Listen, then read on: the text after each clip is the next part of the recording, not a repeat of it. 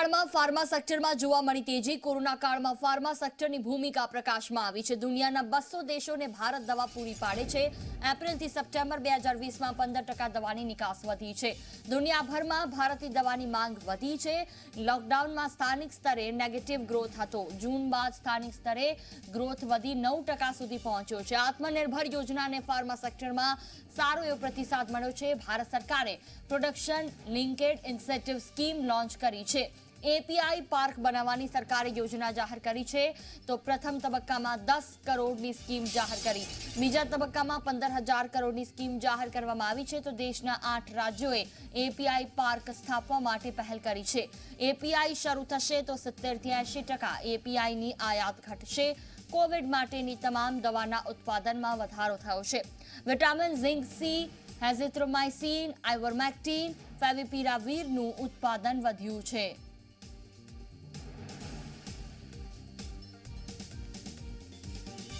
Corona દરમિયાન pharmaceutical સેક્ટરનો role actually લાઇટમાં આવ્યો છે અને એનું ઇમ્પોર્ટન્સ વધ્યું છે। ભારત દુનિયાનું એક ફાર્મસી કહેવાય છે, એટલે આપણે લગભગ 200 દેશોને એસેન્શિયલ મેડિસિન્સ પ્રોવાઈડ કરીએ છીએ અને આ પીરિયડ દરમિયાન આપણે બી એક ફ્રન્ટલાઇન વર્કરની જેમ દવાઓ બને અને ડિસ્ટ્રીબ્યુટ થાય એમાં બહુ મોટો ફાળો ભજવ્યો છે ભારતે। આજે આ સ્ટેટિસ્ટિક્સની વાત કરીએ તો એપ્રિલથી સપ્ટેમ્બર 6 મહિનાનો જે આપણો ગાળો છે એ દરમિયાન 2021ની અંદર આપણું 2019 કરતાં લગભગ 15% જેવું એક્સપોર્ટ વધ્યું છે। એટલે કે એપ્રિલથી સપ્ટેમ્બર 2020માં એપ્રિલથી સપ્ટેમ્બર 2019 કરતાં આપણે 15% વધારે દવાઓ એક્સપોર્ટ કરી, જેવું બતાડે છે કે દુનિયામાં આપણી દવાની ડિમાન્ડ બી છે અને આપણી પાસે એક ક્ષમતા છે કે આવા સમયમાં આપણે દવાઓ એ લોકોને પ્રોવાઈડ કરી શકીએ છીએ। ડોમેસ્ટિક સેક્ટરની વાત કરીએ તો જ્યારે ઇનિશિયલી લોકડાઉન પીરિયડ હતો, એટલે કે એપ્રિલ અને મે, એ દરમિયાન આપણી પાસે થોડોક નેગેટિવ ગ્રોથ થયો હતો, પણ પછી જૂનથી ધીરે ધીરે રિવાઇવ થયો છે અને છેલ્લા જે ઓક્ટોબરના ફિગર આવ્યા છે એ 9.6% ગ્રોથના છે। એટલે ગયા વર્ષ કરતાં 9.6% ઇન્ડસ્ટ્રી ગ્રો થઈ છે। એટલે આ ફિગરને તમે કોન્સોલિડેટ કરો તો એ ગ્રીનમાં જ છે। ઇન્ડિયાની અંદર એક્યુટ અને ક્રોનિકમાં આપણે ડિવાઈડ કરીએ તો જે એક્યુટ થેરપી છે એમાં એટલો ગ્રોથ ઓછો હતો આ વખતે, જેમ કે પેઇન હોય અને એ ટાઈપના સામાન્ય જે છે, પણ ક્રોનિક છે એટલે કે કાર્ડિયેક, ડાયાબિટીસ, ઇવન કોરોનાની જે મેડિસિન્સ છે, આ બધાની અંદર આપણને ખૂબ સારો ગ્રોથ એટલે ડિમાન્ડ હતી માર્કેટમાં અને ઇન્ડસ્ટ્રી એને પહોંચી વળી છે।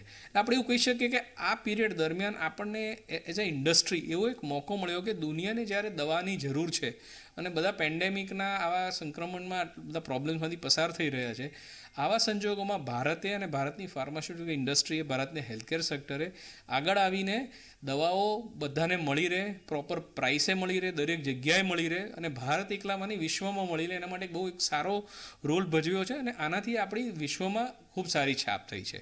વિરેન્દ્રભાઈ, આત્મનિર્ભર યોજના સરકારે લોન્ચ કરી, પહેલાં 10,000 કરોડ, પછી 15,000 કરોડ, ફાર્મા સેક્ટરમાં કેવો પ્રતિસાદ છે? કારણ કે સૌથી મોટું આત્મનિર્ભરતા ફાર્મા સેક્ટરમાં લાવવાની વાત છે। એપીઆઈ ડ્રગ આપણે ચાઇનાથી આયાત કરવું પડતું। જી, આપણે અત્યાર સુધી જે એપીઆઈ છે એમાં ખાસો એવો ભાગ ઇમ્પોર્ટેડ આવતો હતો અને આપણા જે ઇમ્પોર્ટ સ્ટેટિસ્ટિક્સ છે એમાં લગભગ 68% આપણે જે એપીઆઈ છે જે ઇમ્પોર્ટ કરતા હતા એમાંથી 68% આપણે ચાઇનાથી લેતા હતા અને બીજા અમુક યુરોપને બીજા બધા પાર્ટ્સમાંથી લેતા હતા। તો જ્યારે આપણે આ ઉદ્યોગને એક સ્ટ્રેટેજિક ઇન્ડસ્ટ્રી તરીકે આજે આપણે જોવાય છે, ત્યારે આપણું ડિપેન્ડન્સ જો ચાઇના કે કોઈ પણ દેશ પર હોય તો આ ઇન્ડસ્ટ્રીના ગ્રોથના એક લિમિટેશન આવે।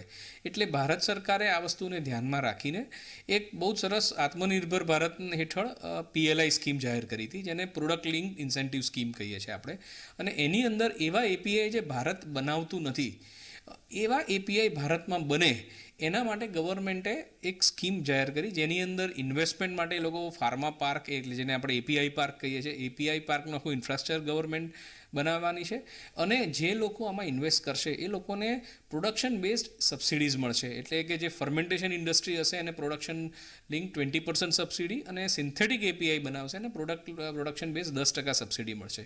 આનાથી આ બધા જ એપીઆઈ જે આપણે ઇમ્પોર્ટ કરવા પડતા હતા, એવું એક ઇન્ડસ્ટ્રીનું ને ગવર્મેન્ટનું માનવું છે કે જે ટોટલ આપણું ઇમ્પોર્ટ હતું એટલીસ્ટ 75% થી 80% ઘટી જશે। એટલે આપણે આત્મનિર્ભર બનીશું અને આ ઇન્ડસ્ટ્રી વધુ સ્ટ્રોંગ થશે।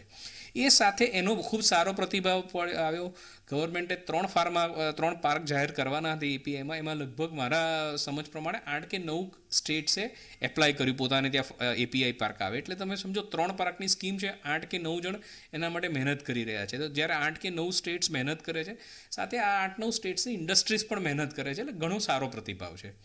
આ પ્રતિભાવને ધ્યાનમાં રાખીને હાલ જ ગવર્મેન્ટે એક બીજી પીએલઆઈ સ્કીમ બહાર પાડી, જેમાં ફાર્મામાં એવા મોલિક્યુલ્સ કે જે ભારતમાં બનતા નથી, ડિફિકલ્ટ ટુ મેન્યુફેક્ચર છે, કે જેમાં હાઈ ટેકનોલોજી યુઝ થાય છે, રિસર્ચ યુઝ થાય છે, આ બધા ટાઈપના જે નવા ડેવલપમેન્ટ છે એના માટે એક બીજી 15,000 કરોડની સ્કીમ જાહેર કરી છે. તો આ બંને સ્કીમ જોઈએ ટોટલ 10 અને 15 એટલે 25,000 કરોડનું એક આઉટલે આપ્યું છે, જે આવતા 5-7 વર્ષમાં વપરાવાનું છે. અને આનાથી આ ઇન્ડસ્ટ્રીને બહુ સારો વેગ મળશે. એટલે જે લોકો એપીઆઈમાં ઇન્વેસ્ટમેન્ટ કરવા માગે છે અથવા એવી નવી કોઈ રિસર્ચ બેઝ ડ્રગ્સમાં ઇન્વેસ્ટમેન્ટ કરવા માગે છે, આજે આપણે વેક્સિનમાં પણ ખૂબ સારા પ્રયત્નો કરી રહ્યા છીએ, તો આવી કોઈ પણ નવી ટેકનોલોજીમાં ભારતમાં બનાવવું હોય એના માટે ખૂબ સારા આખું એન્વાયરમેન્ટ ઊભું થયું છે. અને આવતા 4-5 વર્ષમાં તમે જોઈ શકશો કે આપણે અત્યારે જે ગ્લોબલ 3 છે કદાચ 1 ઉપર આપણે પહોંચી જઈશું, એટલી સરસ આપણી પાસે કેપેબિલિટીઝ છે. કોવિડ કાળની વાત કરીએ તો કઈ કઈ દવાનું ઉત્પાદન વધ્યું, વેચાણ વધ્યું? કોવિડ દરમિયાન કોવિડ સ્પેસિફિક જે મેડિકેશન્સ છે એમાં ભારતમાં આપણે એઝિથ્રોમાઇસિનનું બહુ ખાસું એવું વેચાણ વધ્યું છે. ફેવિપિરાવિર આપણે બનાવતા જ નહોતા, કોવિડ દરમિયાન એની એક યુઝ જણાયો, ઇમરજન્સી એપ્રુવલ આવી, અત્યારે આપણે આત્મનિર્ભર છીએ અને આપણે ઘણા બધા દેશોને ફેવિપિરાવિર આપીએ છીએ. રેમડેસિવિર અગેન એની ઇન્ડિયામાં બનતું નહોતું, એ પણ બનવાનું ચાલુ થયું. ગિલિયડ્સમાંથી ઘણી બધી કંપનીઝે લાઇસન્સીસ લીધા અને આપણે થયું. વિટામિન સી છે, ઝિંક છે, આયર્વેક્ટિન છે, ડોક્સીસાઇક્લિન છે, જેમ કારણ કે આ એક નવો રોગ હતો, એટલે જેમ કોઈ રિસર્ચે કીધું ડેક્ઝામેથાઝોન છે, જેમ કોઈ રિસર્ચમાંથી બહાર આવ્યું કે અમુક ટાઈપની આ મેડિસિન આ રિસર્ચમાં ખ્યાલ આવે છે કે યુઝ થાય છે અને મેડિકલ પ્રેક્ટિશનર્સ એને યુઝ કરવાની ચાલુ થઈ, એમ ઇન્ડિયન ઇન્ડસ્ટ્રીએ રિએક્ટ કરીને તરત એ વસ્તુ અવેલેબલ કરાવી છે અને આ બધી જ મેડિકેશનનું ખૂબ સારું વેચાણ થયું છે.